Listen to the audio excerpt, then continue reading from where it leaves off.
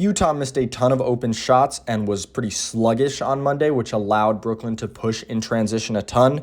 But we still do have to talk about the half-court offense, which, as you might expect, was a mixed bag. A lot of the classic kind of Ben Simmons traits showed up, setting hard screens but not really rolling. He has this opportunity right here, but instead leaves Cam Thomas high and dry, makes a nice pass on that tip out, and then he salvages the possession again by getting a real tip out on that offensive board. And yes, after Cam Thomas hits this three, he's going to point to the scores table, let everybody know he wants his assist. Simmons had 5 offensive boards in 18 minutes last night, and he's not going to do that every game, but if he attacks the offensive glass, that'll certainly help boost his value in the half court. Here, this is a nicely timed tip in to get back on the board, but in general, there are still going to be a lot of spacing concerns even when he doesn't play with Claxton, especially if Jacques Vaughn continues to split them up and Simmons has to play with Day'Ron Sharpe.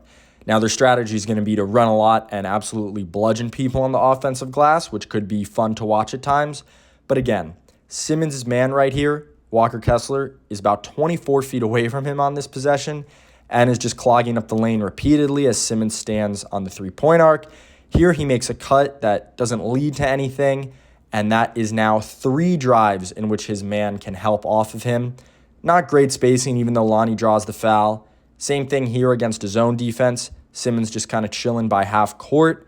Eventually, Lauri Markkanen gets called for defensive 3 seconds, but some possessions were tough to watch. Here's another one where Cam Thomas drives into the lane, and the spacing, there is no room for error. Ben should probably set this kind of exit screen that the Nets love to have for their corner shooters, but instead he's just kind of standing, not even in the dunker spot really, and his man can force Cam Thomas into a tough look. The floor balance there, also not great, leads to a run out. And again, he has no room for error. Probably misses Cam Johnson here on this sort of floppy action, instead hitting Mikal Bridges on the weak side. But again, his man, John Collins, is just chilling in the paint, and he can help plug up that drive. He goes over there to kind of check on Cam Thomas, who creates a tough but makeable fadeaway. So a lot of the half-court offense was rough to watch, but the one thing that can happen is a slowed pace. Ben Simmons, he's crossing the half-court mark with 20 seconds left on the clock, gets a switch, but everything from here is so slow. Attacks, but not really. Makes a kick out, and all of a sudden, the Nets have used up half the shot clock and haven't accomplished a thing.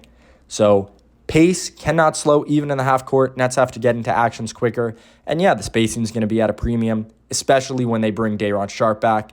But hey, offensive rebounding, that might be the key to saving his value in the half court.